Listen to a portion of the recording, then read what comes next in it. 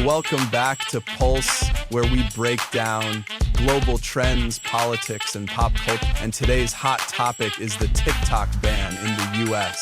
Who stands to lose the most if it happens? And hold up, what's this rumor about MrBeast buying TikTok? And let's unpack it. To start, here's a quick refresher.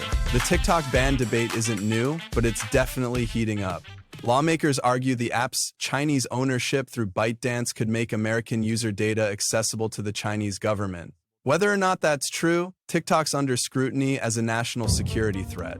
But as we dig deeper, we see that banning TikTok would have ripple effects, ones that go far beyond just your For You page. Who loses first?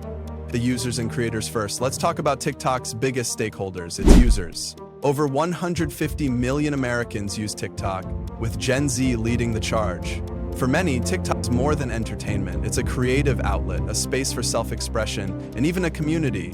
Removing TikTok would be like banning MTV for 80s teens or Instagram for millennials, but on a much bigger scale. It's not just about losing an app. It's about losing a space where trends, culture, and even friendships are formed daily. Then there are the creators, the people who've built entire careers on this app. Think about TikTok stars like Charli D'Amelio or KB Lemieux.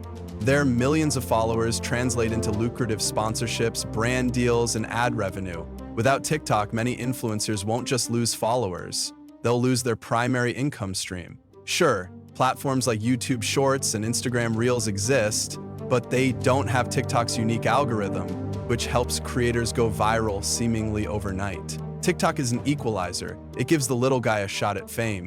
Without it, that opportunity shrinks, the economic fallout, but the losses don't stop there. TikTok has a changer for small businesses. From local coffee shops to e-commerce brands, TikTok's ad platform has allowed businesses to reach audiences they'd never otherwise find. A viral video can skyrocket sales overnight to premiere their products to their target audiences. And we're talking long-form videos like Music for Music. A viral video can skyrocket sales overnight, and something that no other platform delivers quite as effectively. Without TikTok, businesses lose an affordable, powerful marketing tool. Now, let's zoom out. A TikTok ban wouldn't just hurt creators and businesses. It could destabilize the tech industry. ByteDance would obviously lose one of its largest markets, taking a massive hit to its revenue.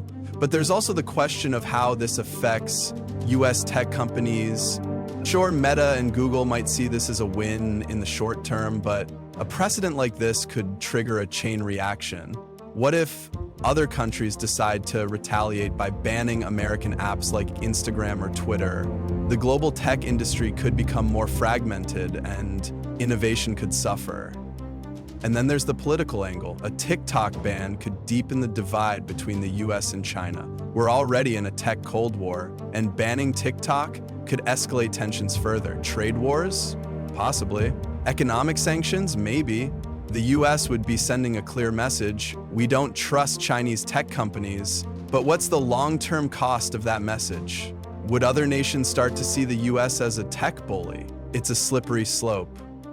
Enter MrBeast, the plot twist no one saw coming. Now here's where things get even more interesting. There's been a rumor swirling about none other than MrBeast, the YouTube megastar, potentially stepping in to buy TikTok's US operations. Sounds wild, right? But let's break it down. MrBeast, whose real name is Jimmy Donaldson, isn't just a creator. He's a businessman with a track record of turning bold ideas into successful ventures.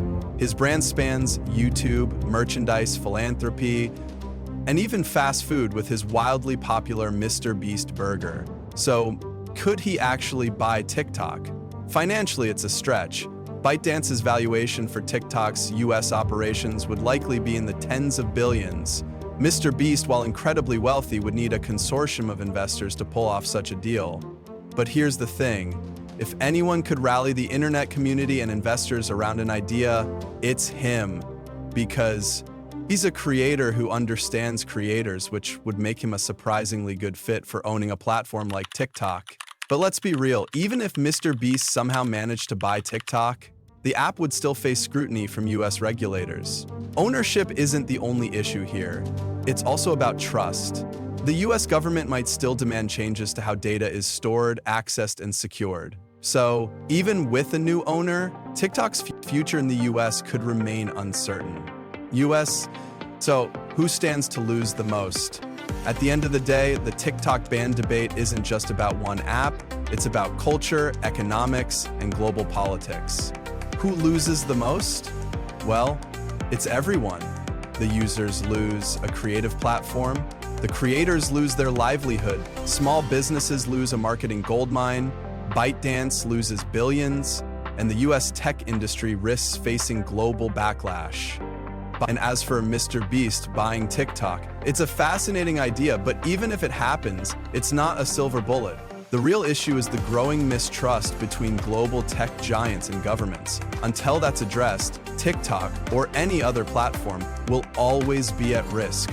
That's all for today's episode of Pulse. What do you think? Should TikTok be banned? And could someone like MrBeast really save the day?